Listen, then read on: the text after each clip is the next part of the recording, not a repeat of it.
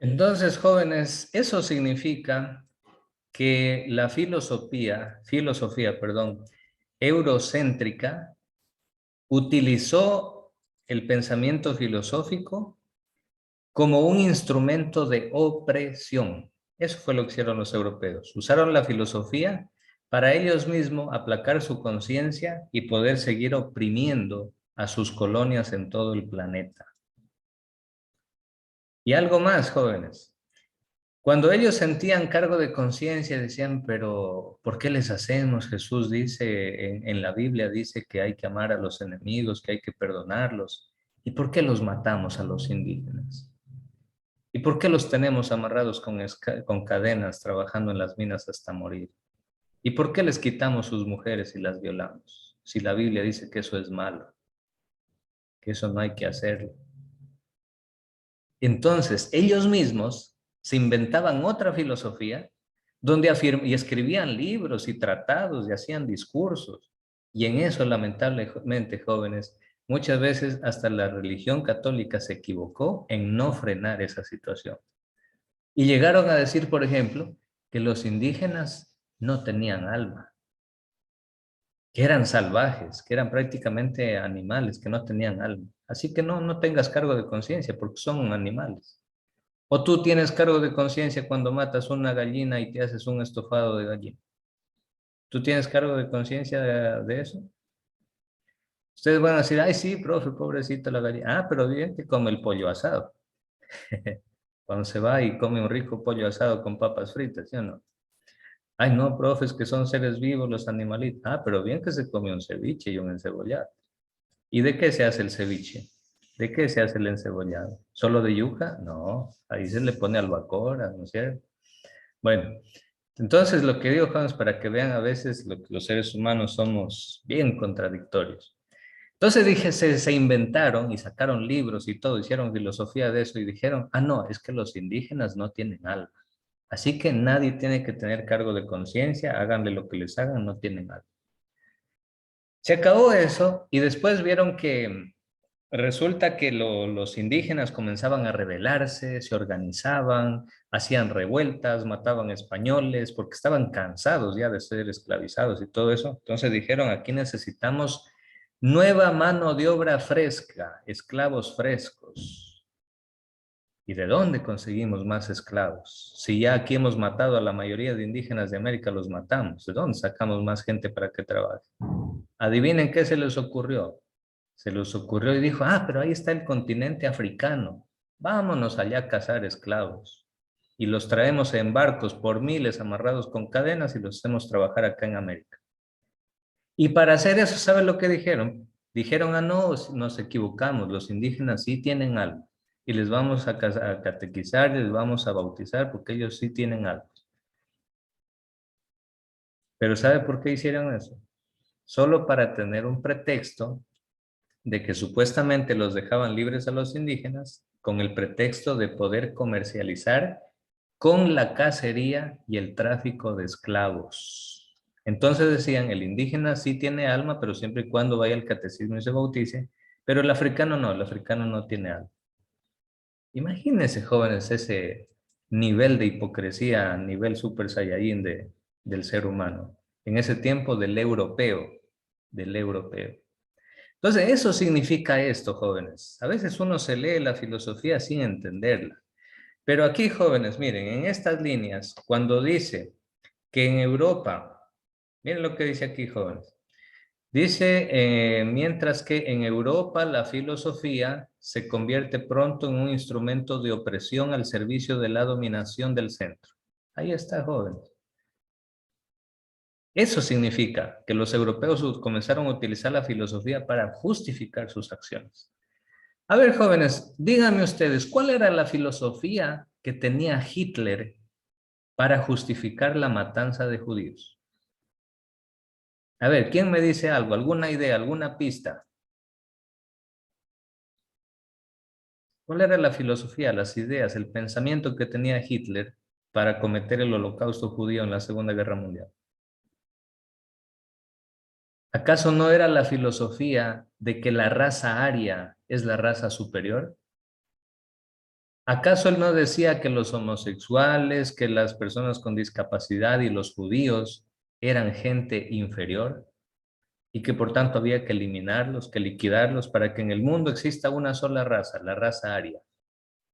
Ese era lo que había detrás de las ideas y de las acciones macabras de Hitler.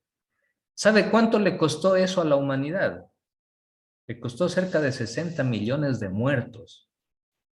Esas ideas locas, esa filosofía loca de Hitler, de creerse ellos, la raza alemana, la raza aria, creerse que son la raza superior de la Tierra, le costó a la humanidad 60 millones de muertos.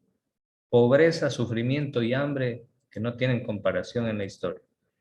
Fíjense, jóvenes. Por eso es que el europeo siempre ha tratado de utilizar la filosofía para ponerla al servicio de la opresión. Y eso es lo que la filosofía de la liberación le reclama a la filosofía europea. Porque la filosofía de la liberación es pensar, pero desde el punto de vista del pobre, del herido, del que está en la periferia, del que vive en los suburbios. Porque ese es otro punto de vista. Muy bien, vamos a continuar. Continúe, Valentina, por favor, desde aquí. Desde donde dice la filosofía es de la periferia.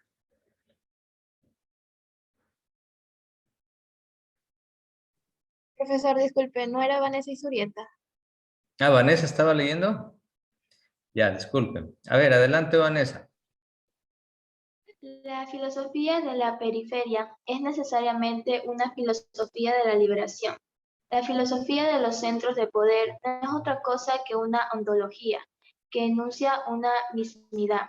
El ser, el no es. El Lo ser cual, es, el no ser no es. Ya, siga, no. lo cual significa que todo lo que esté fuera de las fronteras del ser carece de ser. Hay una pausa para explicar esto, Vanessa. Mire, esto es lo que dice la filosofía occidental, la filosofía de los centros de poder. Dice, el ser es y el no ser no es. Lo que significa, el que esté fuera de las fronteras del ser carece de ser. ¿Sabe a quién se refieren ellos con la palabra el ser es? Se refieren a los europeos. En otras palabras dicen, solo el europeo es un ser humano digno, que se merece riquezas, comodidades, placeres, lujos, viaje, desarrollo, ciencia, tecnología, innovación, medicina, se merece todo. Y el que esté fuera de nuestras fronteras, ese carece de ser, ese no merece nada.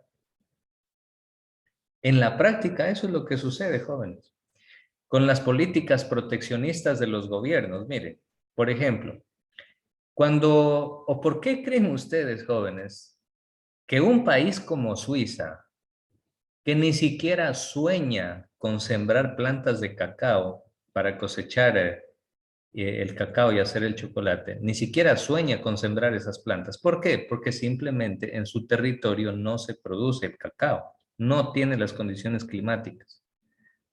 Pero les pregunto a ustedes, ¿por qué Suiza es el país que más miles de millones de dólares gana con el chocolate en el mundo? Si ellos ni siquiera siembran chocolate, perdón, no siembran cacao. ¿Por qué? Porque ellos establecieron leyes donde a los países latinoamericanos nos obligan a sembrar y a venderles en bruto por toneladas las pepas de cacao. Y ellos allá se encargan de tostar, de sacar el chocolate, de hacer bombones, de hacer Ferrero Rocher, de hacer noggies y de hacer todo tipo de productos elaborados con el chocolate y vendérnoslos a nosotros mismos 10, 20, 30 veces más caro. Eso significa el ser es y el no ser no es. Eso significa organizar el mundo a favor de que los países ricos sean cada vez más ricos y que los países pobres vivan siempre en la miseria, en la pobreza. Eso significa que lo que está fuera de las fronteras del ser carece del ser. Es decir, los que están fuera de las fronteras de los países desarrollados, es decir, los demás países pobres, esos no tienen derecho a ser ricos, no tienen derecho a mejorar su calidad de vida.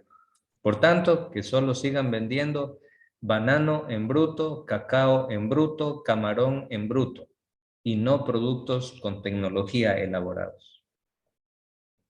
Ahí está el punto, jóvenes. Miren que la filosofía mueve el mundo. Continúe, Vanessa, por favor. Y esta frontera del ser coincide con las fronteras imperiales. El ser llega hasta las fronteras de la helenicidad. Más allá del horizonte, está el no ser, el bárbaro.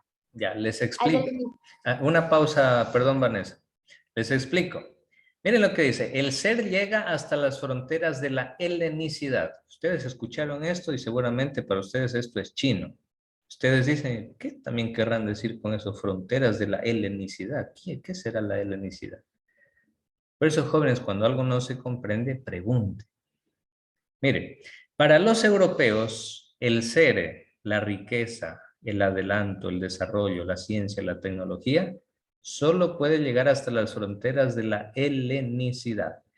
¿Qué es la helenicidad? La helenicidad es el mundo helénico. La helenicidad es el mundo de los griegos. A los griegos se los conoce como los helenos. ¿Sí? Entonces, si usted busca en el mapa, Grecia es el último país de Europa y más allá de Grecia comienza Asia. Es decir, Europa en el oriente llega solamente hasta Grecia. Por eso ellos dicen que el ser llega hasta Grecia. Solamente los que han nacido hasta máximo hasta Grecia, solo ellos son seres superiores.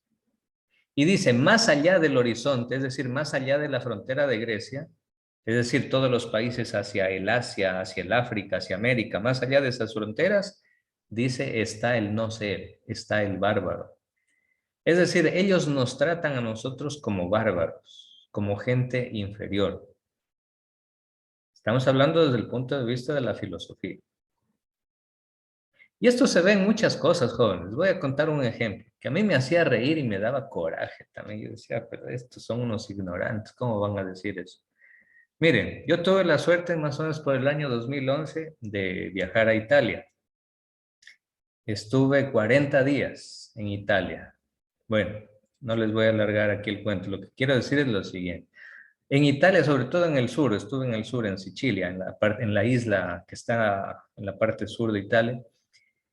Y bueno, había gente muy buena, muy amigable, chistosa, conversona, amante de la música y de la comida, que es así, es nivel super saiyan, riquísima esa comida. Pero bueno, nosotros tenemos lo nuestro. Bueno, el hecho es de que a mí me daba coraje, a veces me hacía reír y a veces me daba coraje, cuando me decían lo siguiente.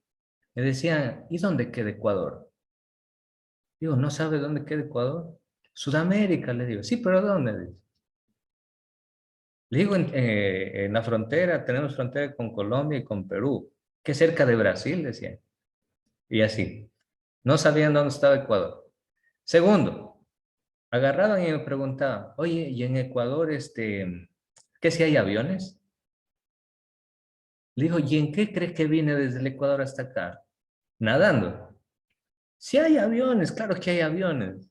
O sea, para ellos pensaban que estábamos en una selva por ahí. Ellos pensaban que acá vivíamos con taparrabos, todo el mundo, y todo el mundo hablábamos solo quichua o solo shuar o guaraní. Así, esa imagen tenía. Entonces uno ahí, uno le daba coraje y uno decía realmente lo que los europeos, incluso en su ignorancia, muchos de ellos piensan, es de que nosotros todavía somos pueblos bárbaros, como dice aquí. ¿Por qué? Porque esa es la filosofía que les han enseñado a ellos. Y miren cómo nos observan. Ahora, no puedo decir que todos los europeos sean así, yo solo estuve en Italia.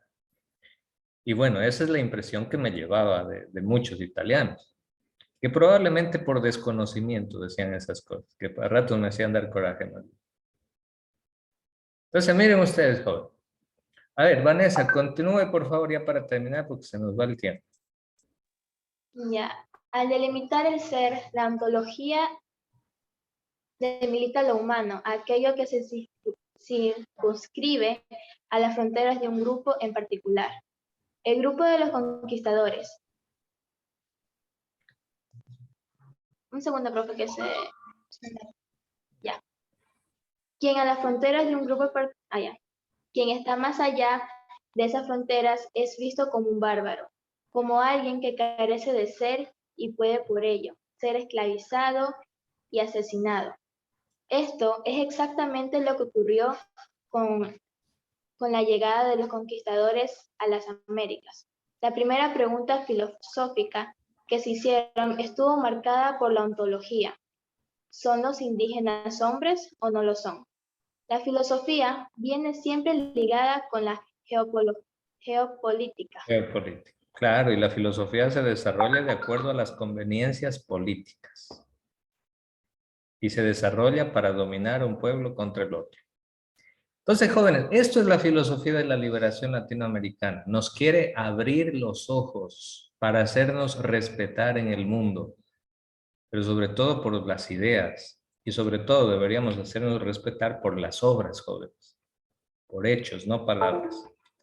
Pero mientras sigamos gobernados por personas que no tienen ni 5 centavitos de amor a la patria, estamos fritos. Mejor disfrutemos nomás del buen encebolladito que es delicioso. Disfrutemos nomás del buen bolón mixto que acá tenemos, una buena bandera y todas las delicias y bellezas que tiene nuestro querido Ecuador y Latinoamérica. Bueno, jóvenes, ahí terminamos. Ya más tarde les voy a asignar un par de actividades para que las realicen como tarea. Son actividades sencillas. Gracias, cuídense y nos vemos la próxima semana.